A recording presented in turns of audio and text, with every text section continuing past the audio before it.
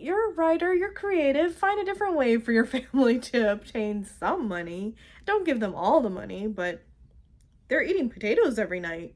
I mean, I love potatoes, but still, imagine just eating potatoes every night.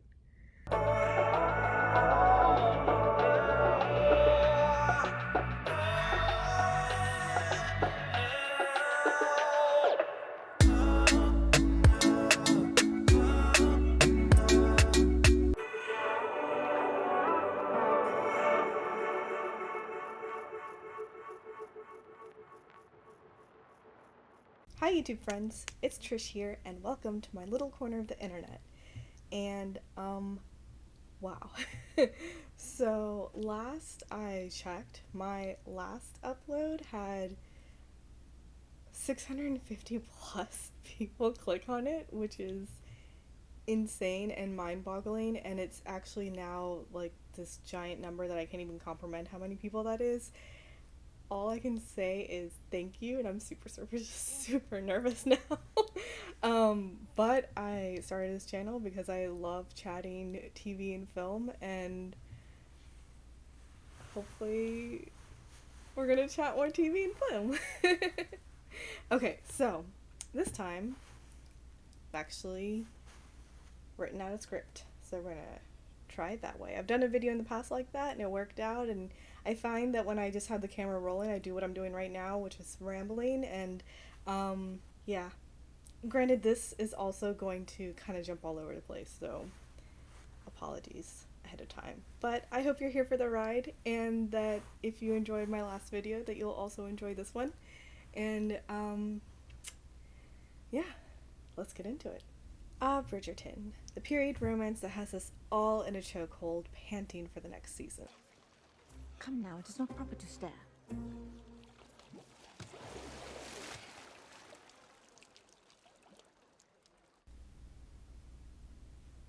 Yep, that's a line I wrote. It's a sinfully luscious show with hot people in beautiful costumes in the most scenic sets and landscapes. And I say sinfully because the first season centered around the main couple being forced to marry when they were caught in a compromised position, and the second couple fell for each other when the male lead was pursuing the younger sister of the female lead. So yeah, sinful. Despite this, we are so here for the drama and the sexy romance.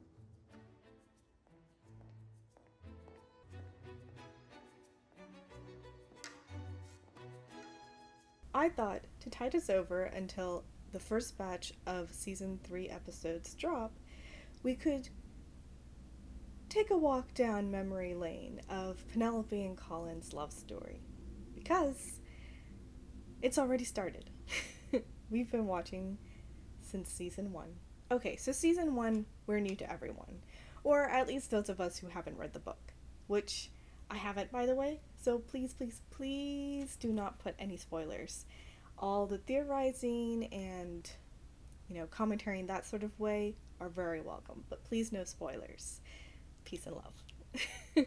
So in season 1, we didn't know anyone, but in season 2, we knew the male lead, Anthony, because he was there in season 1, and we meet his love interest, Kate, as a new character. But for season 3 here, we know Penelope and Colin. We've known them since the first season. So this is going to be a whole different watching journey. Can't think of a better word, so we're going to go with it. I may be going a little off script. Clearly I'm not great at this. Side note, I am so excited to see more of Kate and Anthony. Okay, so when I first watched season 2, I was a little alarmed because, again, he was pursuing her younger sister, and I have a younger sibling, and yeah, I just could never.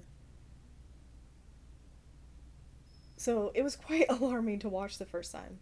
But Bridgerton is one of those shows that I sort of put on in the background sometimes as I work on other things. or even at work when I'm working on things. And I gotta say, with more watches, I kind of see it. I mean, it helps that I love both the characters. But yeah, that's a different video. If you're interested, let me down. Let me know down below. Does not help that I am stumbling over my words tonight. Anyway, it seems like we're gonna get more of Kate and Anthony, which is great because in season 2 we did not get more of Daphne and Simon. Now, logistically, this is because Regé-Jean Page did not want to come back since their storyline was completed. It was more so he was ready to pursue other acting pursuits, and I totally get that. Like, you want to branch out, and especially if your storyline is over, it is a little bit like you're regulated to sort of a side character when you were just the main character of the season. But story plot wise, it actually still kind of makes sense because the show is called Bridgerton, and Daphne, though she was born to Bridgerton and is in Bridgerton on the inside, she did marry Simon and is now a Bassett. So it makes sense that we'll be seeing more of Anthony and Kate's love story continue on because Anthony is the head of the Bridgerton family. Whatever the reasoning, I'm just glad we get to see more. But anyway, back to Penelope and Colin. I don't know if you noticed, but I actually have a bee tattoo over here. And I just wanted to say, because I caught that while I was editing in my last video, the bee is not because of Bridgerton, by the way. I was like rewatching this season and kind of forgot / remembered again about the bee motif. We occasionally see a bee, and we understand now that it was because Anthony's father died from a bee sting, an allergic reaction, a very horrific looking one. But yeah, my bee is not because of Bridgerton. I'm a fan, but I'm not that big a fan. So just wanted to state that out there. So yeah, back to Penelope and Colin. As I mentioned earlier, we have seen their story unfold from the beginning of season 1. We know that Penelope is Eloise's best friend, but she's not just Eloise's friend, she is also Colin's friend. This is made most apparent in season 2, when we are told that while Colin is on his eat, pray, love trip in Greece, healing his broken heart post-Marina, he's been sending letters back home, and apparently at this point Penelope is the only one who is writing back to him. I feel like in season 1 we don't get that big a read on their close friendship. To me, in season 1, Penelope felt more so Eloise's friend, and Colin was just cordial, leaning on polite. And this could be because it is so apparent that Penelope is in love with Colin. To us, to the audience, for some reason Colin is completely clueless. But you know, it's so clear that Penelope likes him that when you see his interactions with her, to me anyway, it really just looks like he's a nice guy. There are several examples of him being a nice guy, but I feel like the bigger one that stands out is sort of at the end of episode 1, I think. Might be episode 2 of season 1, where they are at this ball, the one, oh my goodness, by the way, like, I know I said this in my trailer review, but I love the ball scenes. It's the most beautiful. I just would love to be a part of that. Anyway,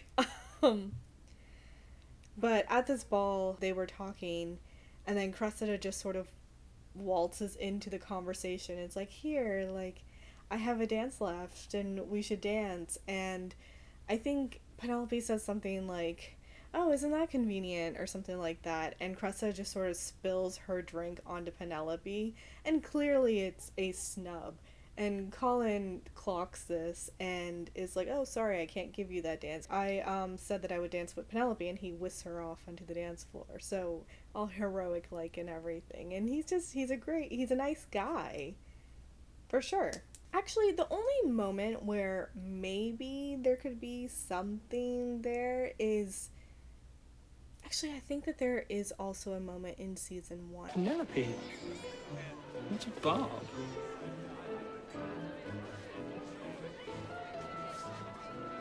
But they have a moment where they have a prolonged stare with each other, which is always a thing you gotta look out for in these shows.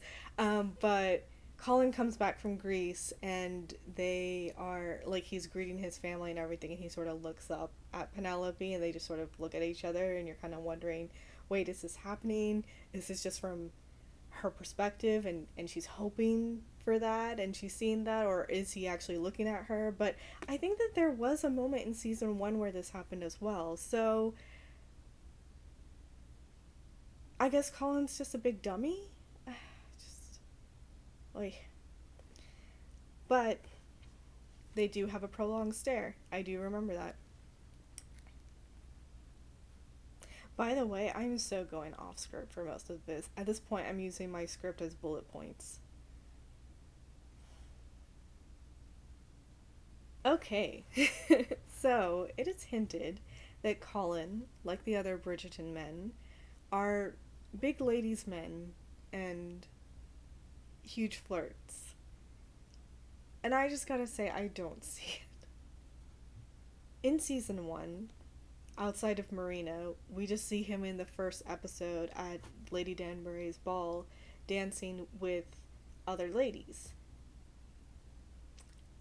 It's a ball. It's kind of what they're all there to do. So I don't really see this as him being a ladies' man.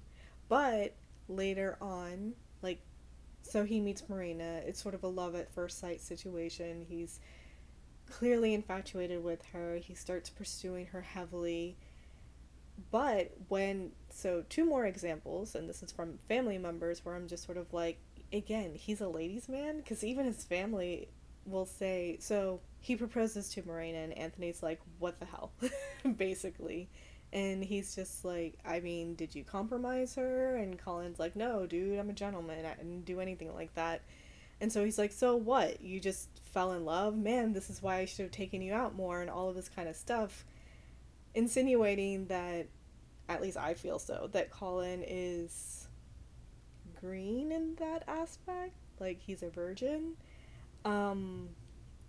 Because Anthony's over here thinking that, oh, you just want to get physical with someone. You don't just propose to someone because you want to get physical. I mean, for the men anyway. But obviously Colin is like, no, I'm in love. Like, it's actually love. I love her. I think Colin thinks that he loves her, but that's a different conversation. But, like, Violet as well is sort of talking to him like, I mean, you flirt with a lot of young ladies. I thought you were just interested in her, not that you were that interested that you were going to propose to her. So, yeah, it's just this, it's a juxtaposing where Violet is talking as if Colin has flirted a lot with a lot of people, and Anthony is like, you haven't had that much experience, so you're just, like, getting with the first girl that you're interested in, or something like that. So, which is it? But I feel this sentiment from so many people. Like, Penelope says things like this. Madame Delacroix at one point is like, you're a Bridgerton. Like, I know who you are. So it's just sort of like this, the Bridgerton men. They are so irresistible. Which, I mean, they're pretty handsome. But, you know, you're just sort of like, I don't really see the ladies' men comment. And while we're on it, I don't see it for Anthony either. So it's just sort of like Anthony also feels like a one-woman man to me. We don't in season one see him with anyone else other than Sienna, and he has this sort of push and pull with her the entire season. He is so hung up on this girl, and it takes her, like, stomping her foot down and just being like, no, like, I can't be pulled into your crazy tornado anymore and get to the same sort of result and just be smacked around all over the place, essentially. So I gotta say goodbye. Like, this is my life. And he's crushed, right? And then the next season, he's all like, he's gonna take love out of the equation and just systematically go on a whole bunch of dates and try to find someone who fits the bill of being a viscountess. But then he meets Kate, who just completely knocks him off his rocker, and it's really fun to watch. But again, it's just sort of like he finds Kate and it's only Kate after her, which I love. I'm not saying this to sort of bash that. I hope that that's not what's coming across. I just feel like the only one of the Bridgerton men that's actually holding down the fort on that front of being sort of a suave ladies man is my man Benedict.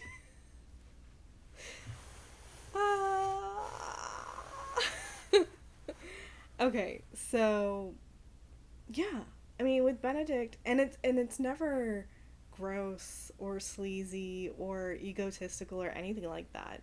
No, my man Benedict is just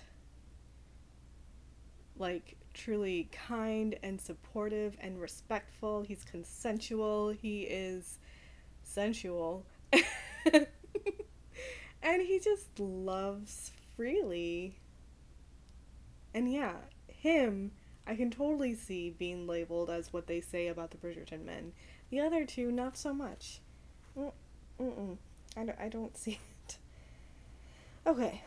I do want to say this because I wrote it down. Benedict plays being the ladies' man oh so well. And I said the whole, it doesn't come off egotistical or gross, but it's just he enjoys a woman's presence. And to the point that it's not just a simpering lady or anything like that. He is so into driven woman.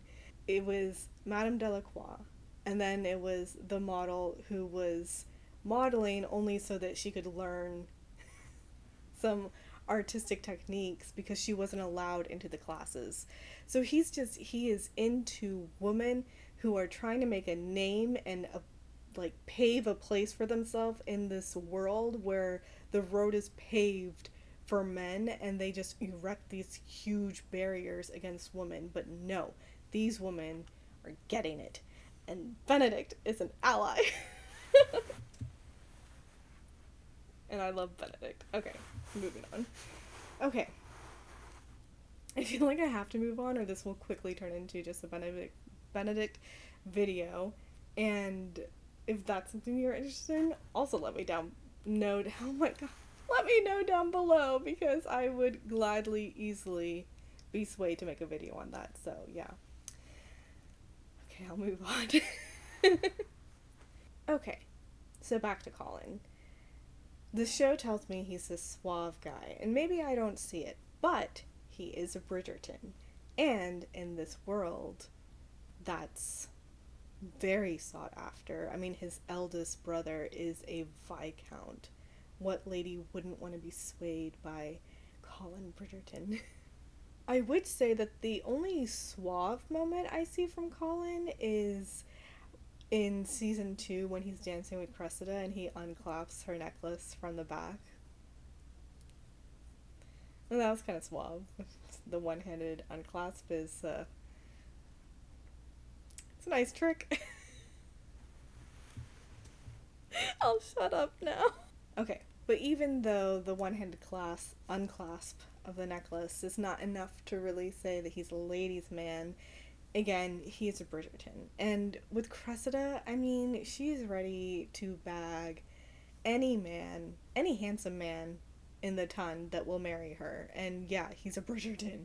So really, in that scene, she was carrying more of the flirtatious energy. I mean, Colin was just on a mission for the necklace, you know? So I feel bad because I feel like I've been bashing on Colin for a while now, and really, it's not even the actor's fault. I feel like it's the writing, and again, I haven't read the books, so I'm not sure how his character was introduced and held in the book series until it was his turn to be the leading man. But over here in this show, I don't feel like they gave enough scenes showing him as this ladies' man before Marina came on the scene. And then, so we've only really seen him as a naive child, really. It was just puppy love with Marina, and then he got his heart, like, the first heartbreak is tough, or so we hear. So, I mean, yeah, sure, it's tough. Granted, I'm not sure if I've been in, we don't need to get into that. But, I just, I have to admit, I don't think I'm really that buzzed and buzzed. Yeah, I heard that. Anyway, I just don't know if I'm really that excited to see Colin and Penelope's love story unfold as I am to see Benedict's love story unfold, because I feel like we know Benedict. I don't feel like I know much about Colin at all, other than he has a jokester streak. Not at all, Mother. In fact, we were just heading off to take our sticks out. Colin Bridgerton! A round of fencing. Which apparently a lot of the Bridgerton boys have. And he's, you know, kind and considerate and wants to be helpful. Definitely has a little bit of a savior complex-ish. And that's all great and fine, but I feel like with Benedict there's a lot more of an arc that we've seen. In season 1, Benedict was so, like, we see him critiquing this artwork, and then he meets the artist, and the artist invites him to essentially open studio nights at his place, where Benedict is really honing his craft and getting into art. And then in season 2, he is applying to join an academy. I have a place. The Royal Schools have accepted me as a student. I got in! There must be great promise in my work. Oh, my! You shall all bear witness to my talent! He's doing well at the academy. His peers are even like, oh, damn, like, you're actually pretty good. But then sort of let slip that his brother made a sizable donation, which essentially bought his seat. And so he now is at a position where he feels as if, well, I didn't get into this academy on my own merit, so am I even really talented? And so I'm so intrigued and so interested to see how his story goes, not to mention that, you know, he falls for these really amazing women, and it never feels, obviously, like, oh, the struggle love, because Benedict is not the main character in these seasons, but I am so, like, honed in on all, like, anything Benedict, because he's such an intriguing character. And I just don't feel that with Colin, and I feel so bad, because he's fine. I mean, it's funny because they call Penelope a wallflower, and I find her really intriguing. But anyway, it's also, we know about Penelope being Lady Whistledown. Yeah, I don't... I mean, so, let's see. In season 1, he was just so after Marina, and then heartbroken at the end. And in season 2, he comes back, and I guess over here, there's a little bit of a, I want to find my place now. I feel like my brothers are doing that, and now I feel like I want to do that. I want to find my purpose, I suppose. But he decides he wants to invest, right, in these mines that the new Lord Featherington has a scheme with Lady Featherington, duping the Tawn and everything. And I mean, really, it's Will who approaches them when they're having their meeting in his club, and he's like, nah, dude, this guy, not good news. But Colin over here, like, steps up and quite, like, forcefully shuts Will down, which was quite uncharacteristic of him, I feel. But he does. And then suddenly he's unclasping Cressida's necklace in the middle of a dance. So I just feel like maybe they should have added a scene or two in the middle of that. Whether he go back to Will, or as they're leaving, he turns around and sort of gives Will a nod, like, I heard you, I'll look into it, or something. I don't know. I feel like that was more Will's win than it was Colin's, even though Colin is the one who, like, gets the necklace, smashes it, and it's like, ha! It's a fake. You're a fake. Leave. I just...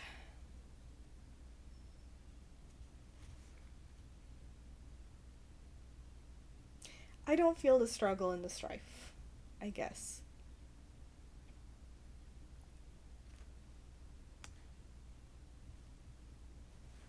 We'll see. So I did write about how in season 2, when Colin visits Marina, he visits her to apologize for how things ended. So seemingly he has had some growth during his times when he was traveling. But he also says that he forgives her as if she apologized to him. And he brings up the dreaded, oh my god, I hate it so much. There's a plane going overhead.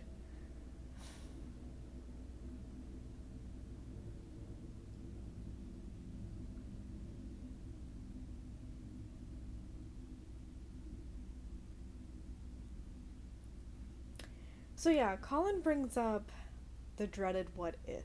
But do you not look at your life and wonder what may have been if we had conducted ourselves differently? That is a fool's form of torture. I have left the past behind. You should do the same.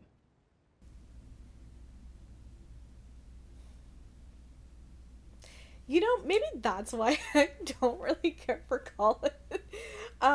Because he's such a naive child. And the thing is,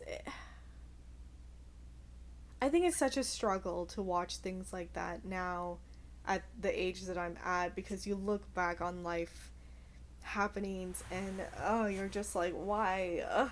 Oh. But, you know, I think in this season it may be interesting if we see Colin sort of really grow into a man, because it's really hard to see him as one right now. And when Marina is just like, that's a fool's kind of torture, I mean, it's so true. What if sucks?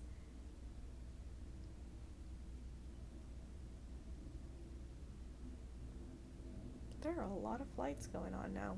What if sucks? But anyway, so yeah, it wouldn't be the first time that I'm not really into a character, because it's maybe a little too much of a reflection. You know, sometimes you do things, you just hate yourself for it.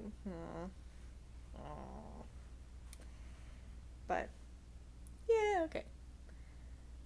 I'm intrigued. I'm interested. We'll see. We'll see how Colin does in season 3. Okay, we're going to move on to Penelope now. We all knew that Penelope loved Colin from the get. And really, we don't know for how long, because I don't think it's ever stated how long they've been friends, but I would assume since they were kids, because their, would you call it their city houses? Like their town homes are across the street from each other, and Eloise and Penelope are such close friends. I just would assume that it happened from a very young age. And so you sort of assume that in this world where ladies are brought up really just to get married, it's very much the forefront of the mind. And oh my goodness, everyone is flying tonight. I guess I could talk over it, it just feels annoying. So yeah, she's probably had feelings for a really long time. And honestly, from her point of view, it's really easy to see why she would fall for Colin. I mean, we don't get a lot of scenes with her and her family, but the scenes that we do get, it's pretty clear that there's no really warmth or care or love between her and anyone in her family, really, other than Marina. So when Marina comes, they actually genuinely got along together to the point where Penelope was even helping Marina once she found out. So she found out about Marina's condition and was asking her how it came about, and Marina says love. So yeah, I don't think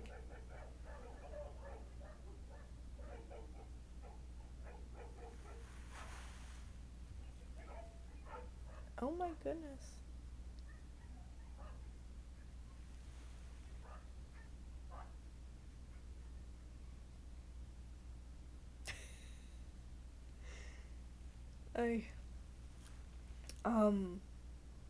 What was I saying? This is the most unhinged taping I think I've ever done.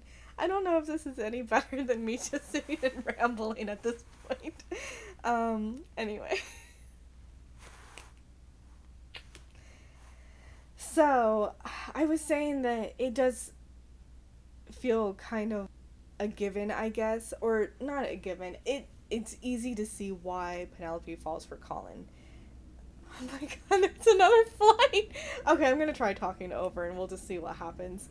So, I feel like with Penelope and not having sort of the love in her family, with the Bridgertons though, she's accepted for who she is, and they are genuinely just nice and sincere and full of care and love in that family, and so you would gravitate towards that. I mean, we're all creatures of comfort. Like, we want to feel love in any way, shape, or form. And so with Eloise being her closest friend, but then Colin extending a hand of friendship, and he's a handsome Bridgerton, so it is just sort of like, it's so easy to see why she loves Colin so much.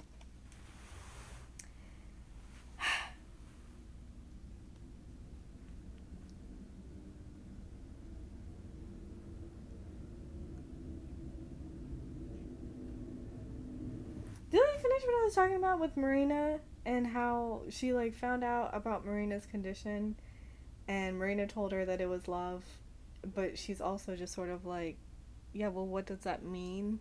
How did it happen? She said it was love. Love. That doesn't stand to reason. Well, it certainly does not. Look at my mama, 3 children. Would anyone presume that had anything to do with love? And I think she still doesn't really know what that means. But anyway, she found out about Marina's condition, and she was totally in to help Marina find a man to pass off her love child as theirs. Until Marina sets her eyes on Colin. And then Penelope changes her tune, and she tries every which way to sabotage this union. And it's just not working out, and so she's sort of desperate at the end and decides, well, I'm Lady Whistledown, so guess I'm gonna bring scandal to my family, because her whole family is embroiled in the scandal, not just Marina. Like, yes, it is Marina and her condition, but by association, they're now embroiled in scandal. So it really is like, oh my goodness, Penelope, throw your family under the bus.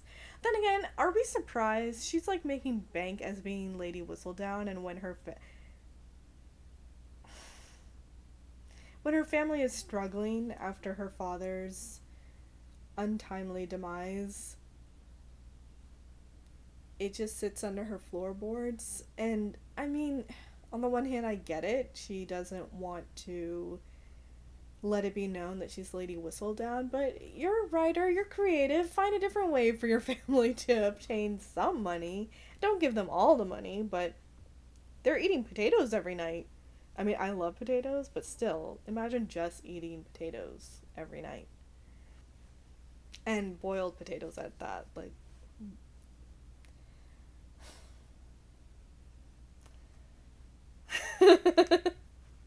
Okay, so with Marina, it takes her a minute to realize that, oh, Penelope, you love Colin. Like, I get it now. But for one, I don't know how it took her that long. But for two, she really does smack Penelope with a dose of reality when she's like, yeah, I'm gonna have to burst your bubble because Colin doesn't see you as anything other than his friend. Whereas he sees me as a woman. And with my situation right now, I need a man. And if he's interested, I'm gonna marry him. It's harsh, but it is true. And that's another thing with Marina. It really goes to show you that life experiences really does bring you wisdom, and your sense of priorities shift.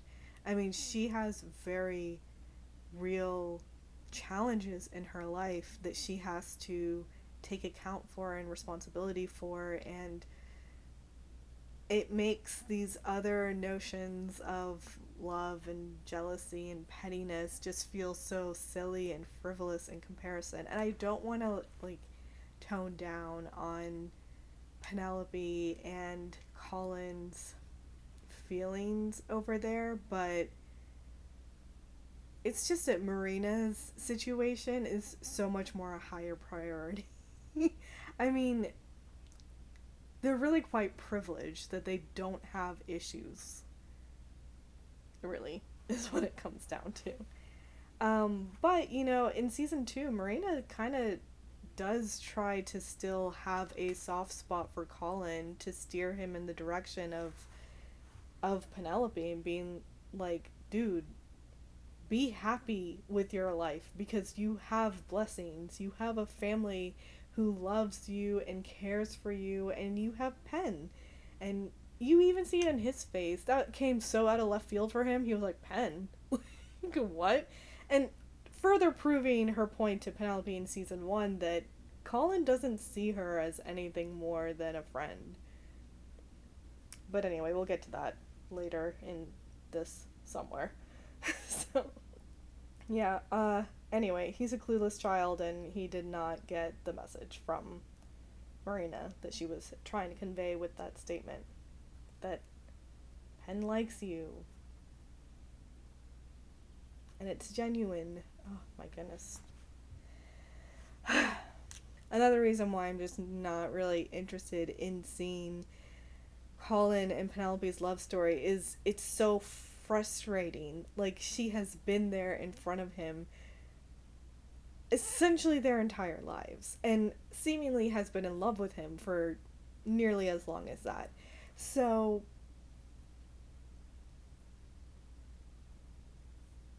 how can I root for this? Colin is just completely clueless, and to the point where it just feels like he's not interested in her. He's just not. He doesn't see her as anything other than his friend. And so it's hard to root for this sort of union to even happen, because now that it's going to happen in a season, right? What is it? Is it just going to be that he's going to see Penelope, you know, out there trying to get a man, and then suddenly see her in this different light and be like, oh, okay, never mind, I think I like her. And it's just like, how can you get behind that? I don't know. I just don't get it. It's hard for me to root for that, you know, and I'm sure it's still going to be done in a lovely way, and it's going to get me because I'm a sucker for romance. Like, I am equal parts jaded cynic and hopeless romantic. But it's really frustrating and annoying going into the season, and especially, you know, after I've been sitting here rambling on for 50 plus minutes, that this duo has been circling around each other their whole lives. And one does love the other very clearly, but the other one's completely clueless and does not see them in that sort of way. So what is it? Like, I hate the idea that it's going to take another man for him to realize that he likes her. And I know that they had that little scene that they showed of him talking to Violet and being like, is the foundation for love marriage?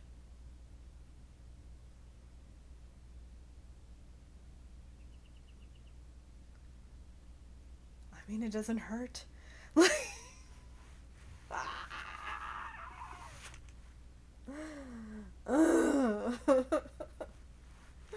I feel like I'm gonna be so frustrated.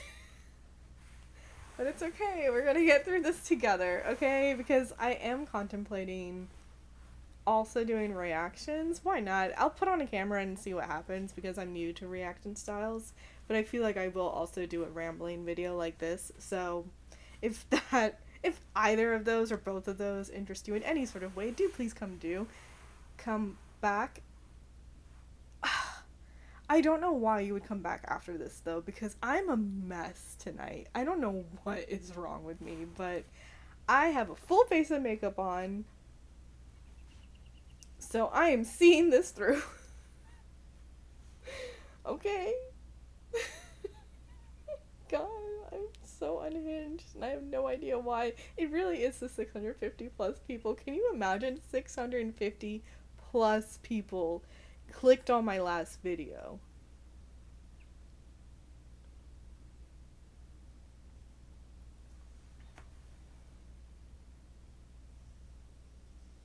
Okay, so season 1 ends with Penelope having sabotaged Marina's ability to elope with Colin.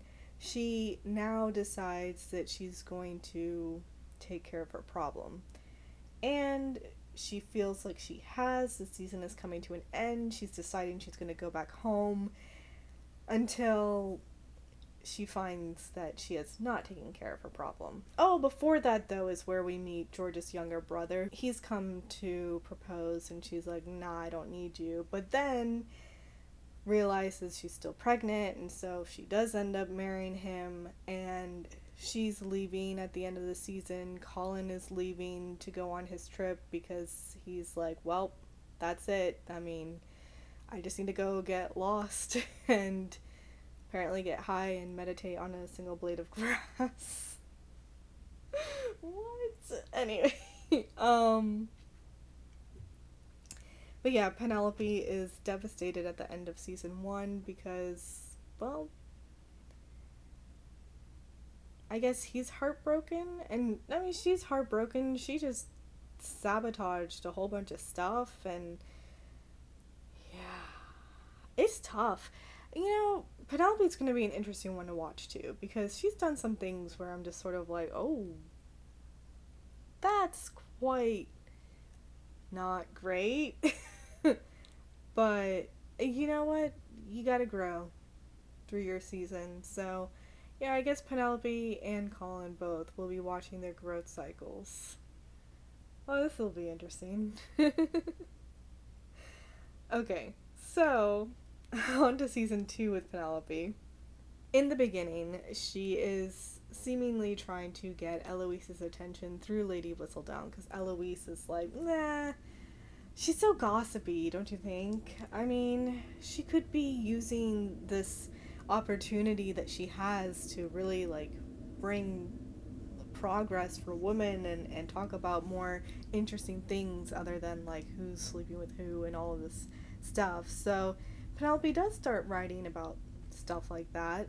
And then Colin comes back from his trip, and she is trying to sort of temperature gauge, you know, where you at? How's your heart these days? Are you maybe thinking you might be open to falling in love?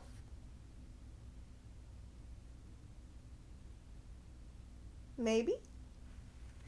But then, you know, Colin is slipping away from his own family's ball at his country home to go visit Marina, and he comes back and she's like, so you met with Marina, how'd that go? What'd you guys talk about? Sorry, I don't know why I'm doing this, but it's not that far off. I just feel like Penelope's definitely sort of trying to fish, trying to hear, trying to just, where are you at? I need to know. And so, you know, he does tell her that it was a good conversation. She actually brought you up because, you know, she made me realize that you're always here for me. And she's like, I am. I am always here for you. Colin. This guy is so clueless. Colin is so clueless. But anyway, so then, you know, Colin sort of goes off and he's trying to find his place in this world, and during this time, Eloise is again interested in Lady Whistledown and finding out who is Lady Whistledown, and so Penelope's having to really run around and try to hide from Eloise until the Queen starts suspecting that Eloise is Lady Whistledown, which is not great because the Queen does not like Lady Whistledown and wants to really take her down. So, in order to save her friend but still hide her identity as Lady Whistledown. Penelope, decides to release a scandalous tidbit about Eloise. Has she published, Mama? Indeed, she has. Should our lives be distilled down to the sum total of our choices, then Miss Eloise Bridgerton has certainly made a dangerous, perhaps ruinous one. For she's apparently been associating unchaperoned with improper company. Political radicals, in fact.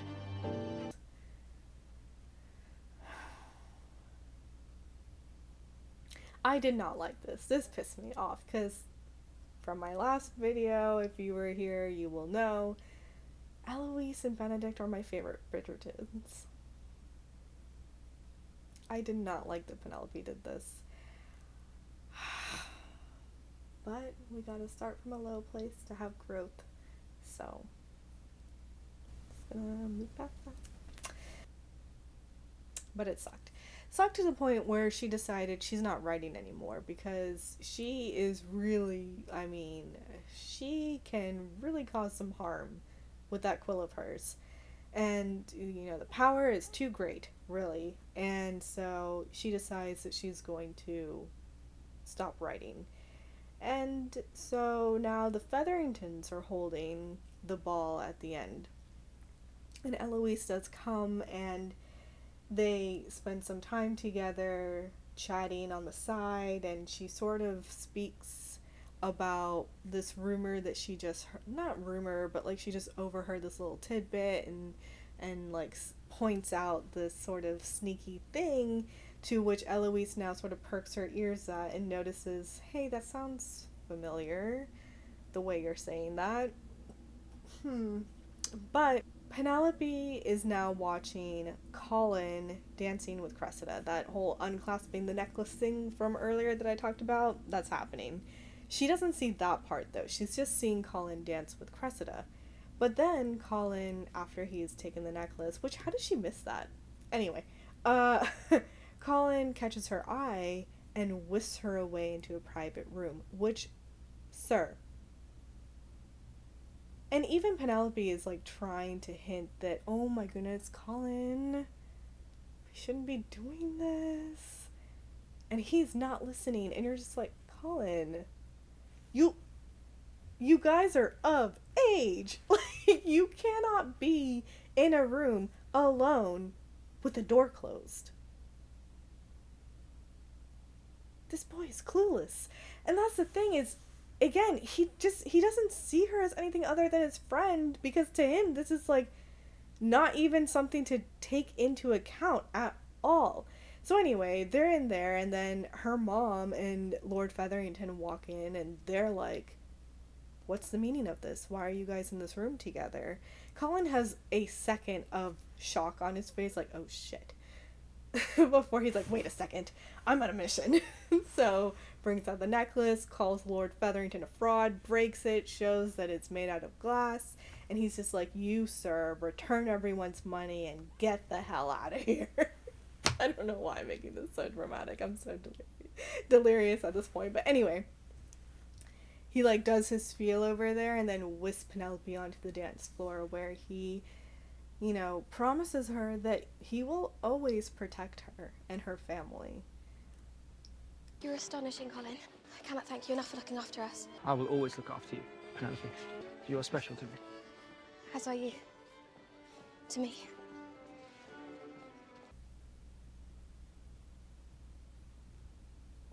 That feels nice to hear.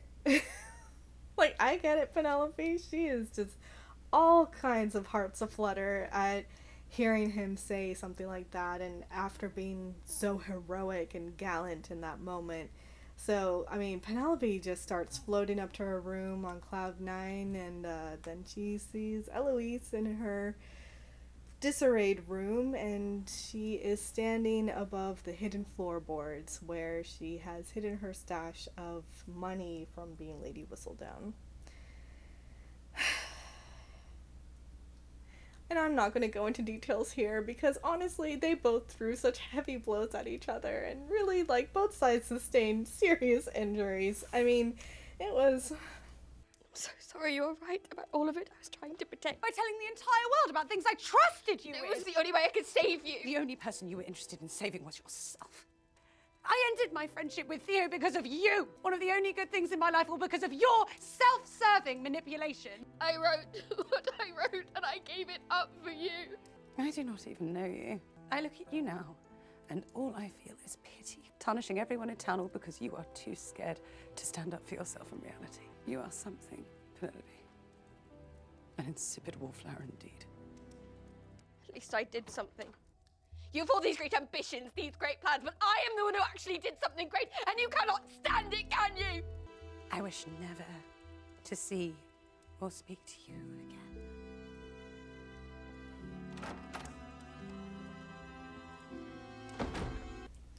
It was not great.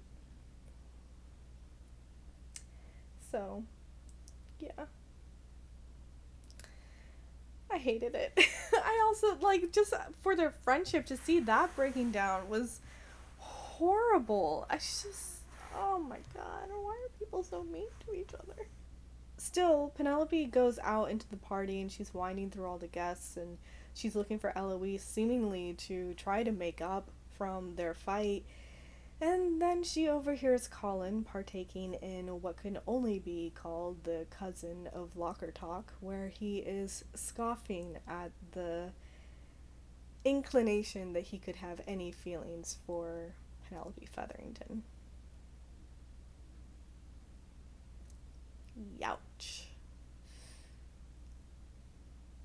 That's gonna sting for a while. So, season 2 ends with Penelope full of rage and pulling out her quill and a piece of paper, and now it's just gonna be no holds bar. I mean, she is not gonna give a fuck. And she's just gonna go out there. She's gonna continue as Lady Whistledown because at this point she has lost her best friend and the love of her life turned out to be a cad like all the other men, so fuck it. Anyway, there you have it. If you were able to follow that tangled mess of a timeline, I am so sorry because, you know, my brain as it is hops around because this script is really not that much better than whatever happened over here because that's just how my brain works. It really does, you know, it hops around. It'll be interesting to see how I fit my clips in for this stuff. I actually also had written down, because I realized I rambled even when I was writing the script, I rambled, and so I was like, okay, let me see if I can just write it in general terms, which I did. I have 1 paragraph for season 1 and 2 paragraphs for season 2, and it is more concise and to the point and less, I guess, my thoughts, but I mean, the commentary is kind of what these videos are supposed to be about. Disagree with me and make me feel better because what the fuck? What is my problem? Yeah,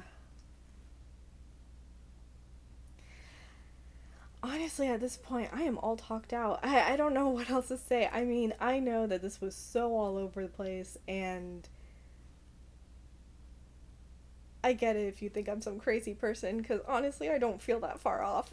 But my point with this video was just to sort of highlight sort of the main points that come out in memory, I guess, when I think about Penelope and Colin's journey through season 1 and season 2, coming from the perspective of someone who has only just watched the show 500,000 times, but has not actually read the books. Yeah, I mean, the show is great.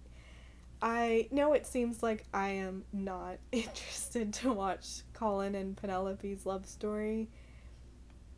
There's a little bit of truth in that, but I'm not going to say I'm not interested at all, because we have been watching them since season 1, and I'm curious. Sure. There are other characters that I like more, I'm more interested in. Like, I talked about Benedict earlier, but I mentioned that Eloise is one of my favorite characters as well. Can you imagine being someone like Eloise in a time period where, like, we think women have it bad now. I mean, no, let me not say that, because we do have it pretty bad. They are taking away our right to our own bodily functions over here. So, still, to be in a time period where women were literally raised just to marry, and it was really down to property negotiations and stuff like that, I feel so much for Eloise, who just envisioned so much more for herself. Again, I haven't read the books. Please, no spoilers. Do not tell me. Peace and love. But, you know, I'm so intrigued to see how her story goes, because she's a very beloved character for being exactly who she is, which is, you know, she wants more. And that's a beautiful thing. She believes herself capable of doing and being so much more. So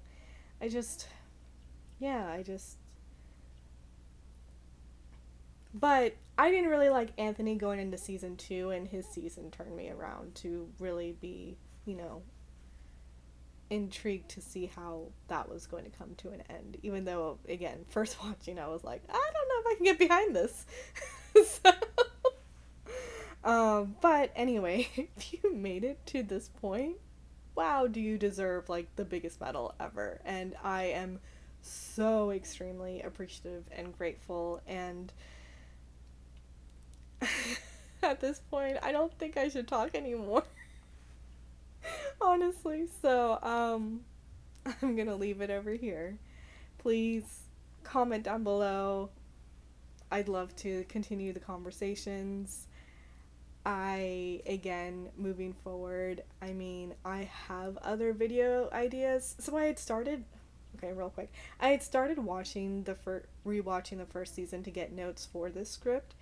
And while I was doing that, it hit me again a long time ago when I had watched the first season.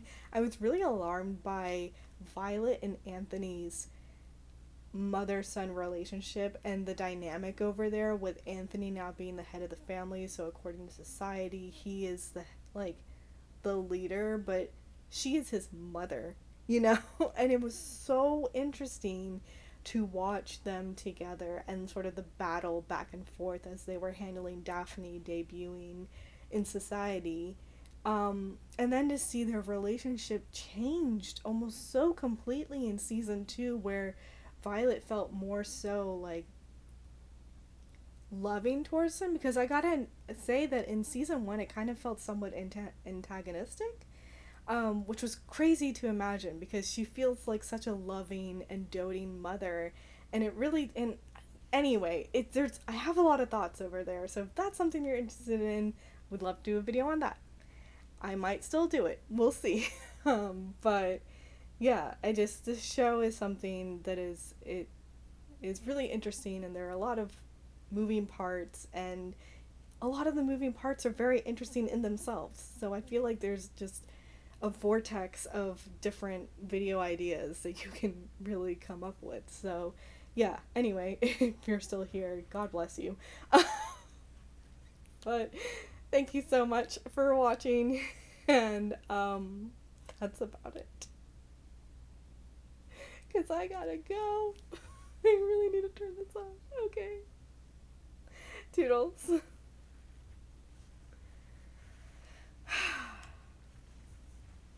Oh my goodness. I almost forgot about this. It's gonna catch a lot of those things, isn't it? Well, thank you. Bye. Okay.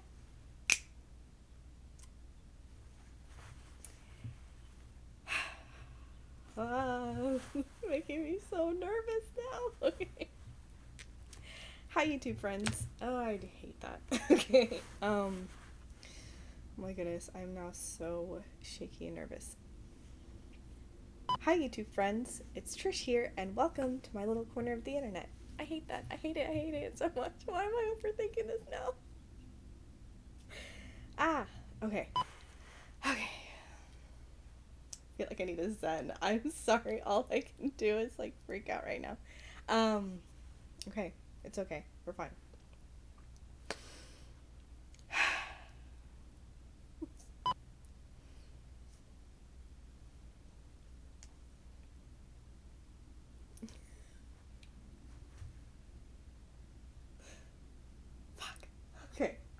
I don't know why this is affecting me so much.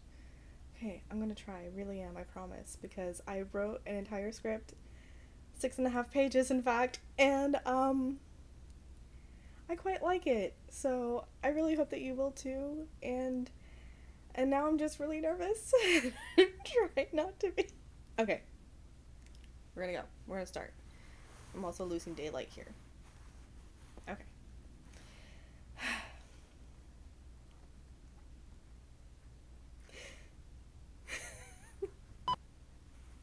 Okay. Bridgerton.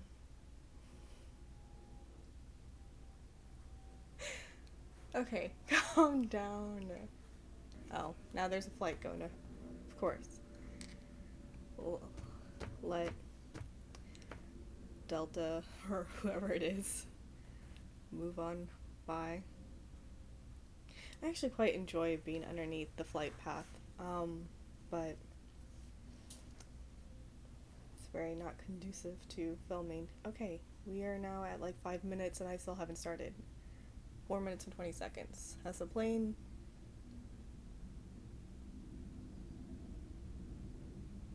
Is there another one? Maybe I should just read from it.